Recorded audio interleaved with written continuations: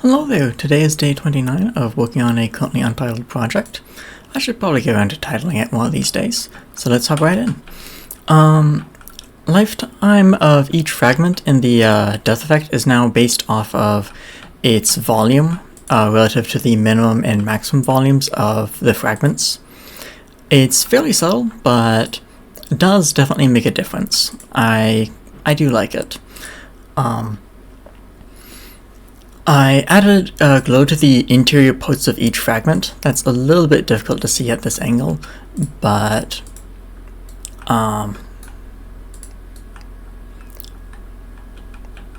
you can see that the interior pieces have a glow to them.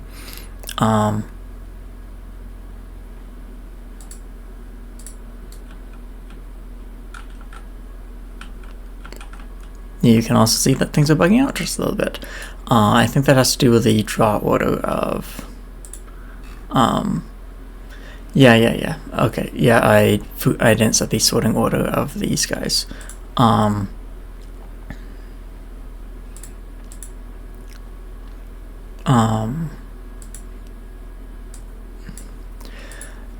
anyways.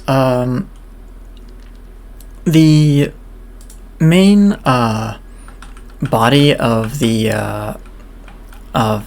death effect can now collide with the walls, so it won't just go through walls and then have the fragments spawn into the walls and bug out because of that, which was happening before. So yeah, those are the major changes to the game today. If you want to listen to me ramble, feel free to stick around. Otherwise, feel free to click off. So, the calculation for the volume of each fragment for the enemy death effect is, the Wanderer death effect, is... I made a new editor window for that, and had to get through a couple bugs to get it there. It's actually... I'm in a really lucky spot, because usually calculating the volume for a 3D mesh is not trivial. And I wasn't really feeling up to implementing some weird complicated algorithm for it. But it happens that each fragment has vertical sides, and so that means I just need, and it's 0 is always at the bottom, so all I needed to do was take the top and subtract out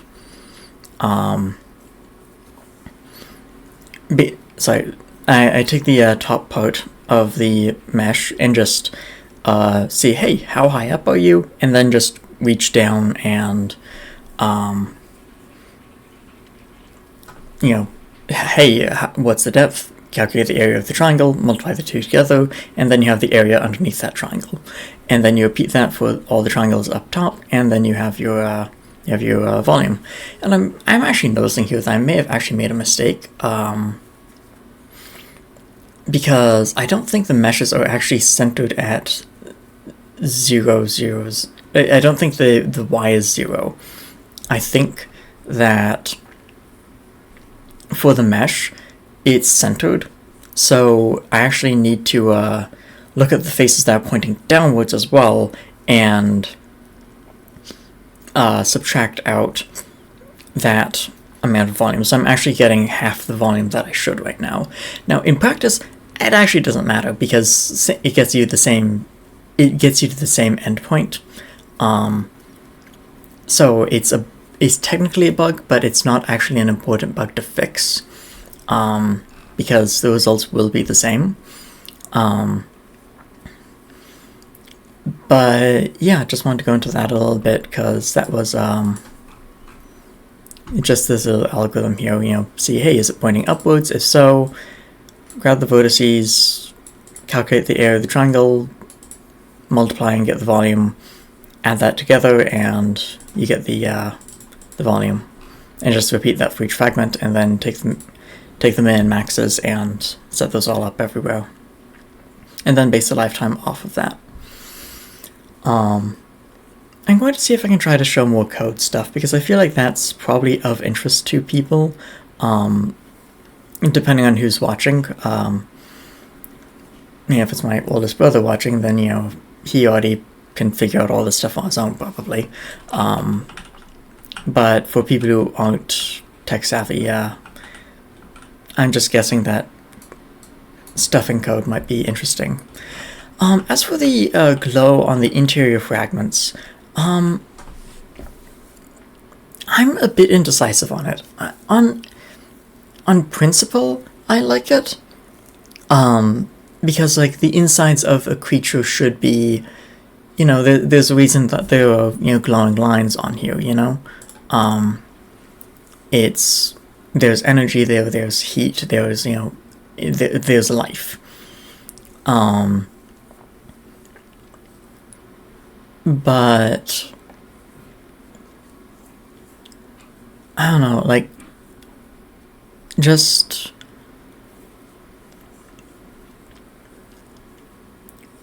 I have a hard time describing my complaint with it, because it looks alright. It looks just fine. Like, it looks correct. And when it's dark, it doesn't look as good. I think it looks dead. It looks, like, it looks artificial. It looks mechanical. And that's not quite the look I want. It doesn't. It looks like it was. It looks like there's nothing home. It looks like there's nothing inside. It's, which, I don't know. That's not quite the look I want to go for. So this is preferable, at least. I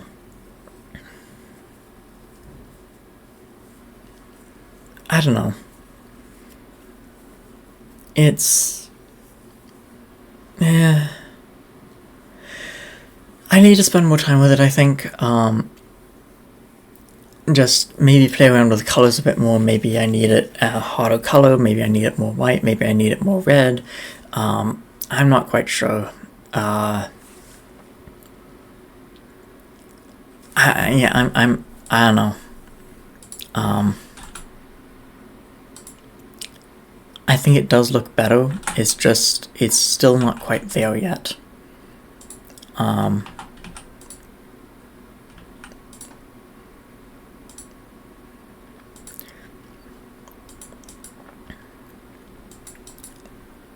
Yeah.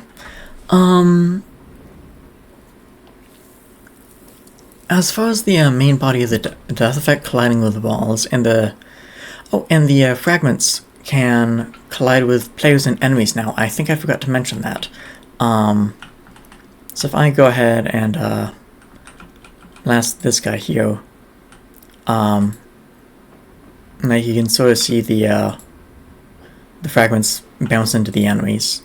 And if I go ahead and pop this guy open and just set these guys to have a duration of like times 5 and times 5, so it's easy to fix. And you can see that I can push the fragments around a little bit. I should probably base the mass of the fragments off of the volume as well. So that they're a varying difficulty to push around. But right now they all have a massive one, which is fine. It's not a big deal. But it might feel a bit better if they all had the correct mass. So I would need a density calculation and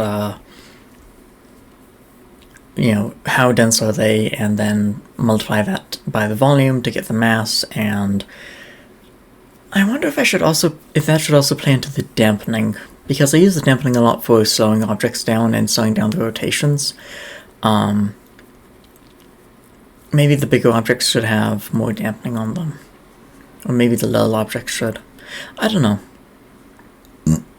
Something to think about.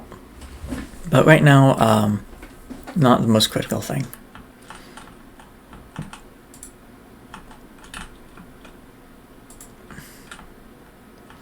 To get that working, though, this is the part that I want to ramble about. I had to add another layer for Death VFX Isolated, and to get the so there's actually a few bits I need to get working. The main body colliding with the wall, and bouncing off without causing physics glitches. That just requires a physics ignore collisions on the main collider and on the death fragments. You just need to tell them to ignore collisions with each other, and then you can have the death fragments active within the main collider, because I can't dissolve the main collider as much as I would like to. Like, that's way out of scope for this project, is cutting up colliders like that.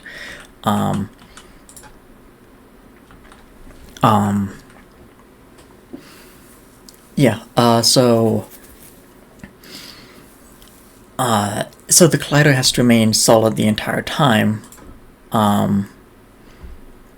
So, if you pop over here, this guy here, just, you have that full collider there active, and you have to have these little guys overlapping it the entire time, or, whenever these guys spawn in, they overlap, and so you need the ignore collision between this guy and the main collider. So there's that. As noted, these need to be on an isolated layer before, because now that the Death VFX layer can collide with the players, I'll show you my layer collision matrix. Now that the Death VFX can collide with players and enemies, that meant that while sorry, I didn't mean to stop that, but that's actually fine because I can now run over here. While they're inactive, their rigid body is kinematic, because I just don't want them doing anything. I don't want them running around and, just falling apart. So instead, So what would happen is that if this then bumped into an enemy, that enemy would just get pushed around because it's colliding with something kinematic, meaning that can't actually exert any forces or anything on the other object. It has to, just buckle under whatever strain is put on it, which feels really bad if you're the player and you collide with this, because you just stop moving. You can't move through it.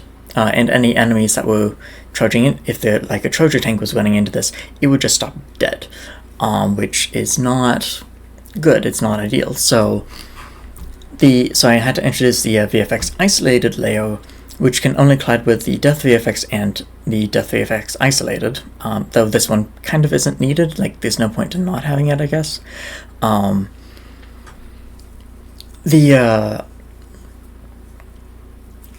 The reason why I still need that there, or why I need that collision active, is because otherwise these fragments here that get spawned in, they inherit the velocity of the overall rigid body. So, and that would mean that, this guy here would start zooming in, and the way that I do it is actually you can inherit between 1 and 2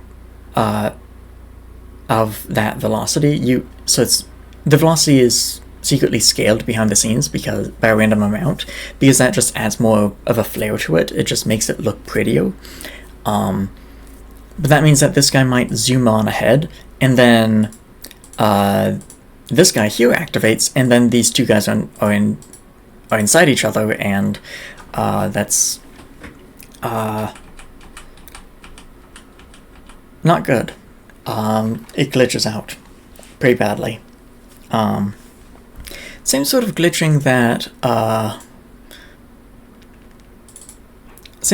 that you get when before I added the physics ignore collisions on the fragments and the main chassis.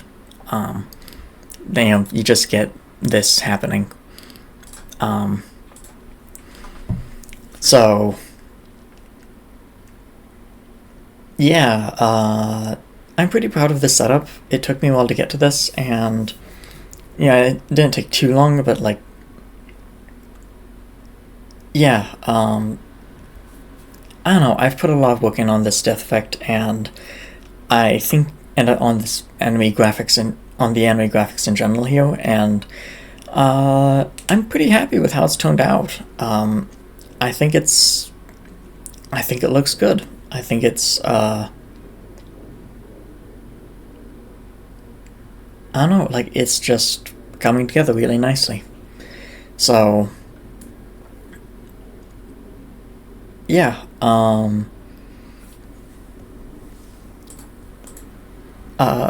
yeah. If you have any comments, questions, ideas, or anything else on your mind, leave a comment below. Thank you for your time, and I hope to see you again soon. Take care.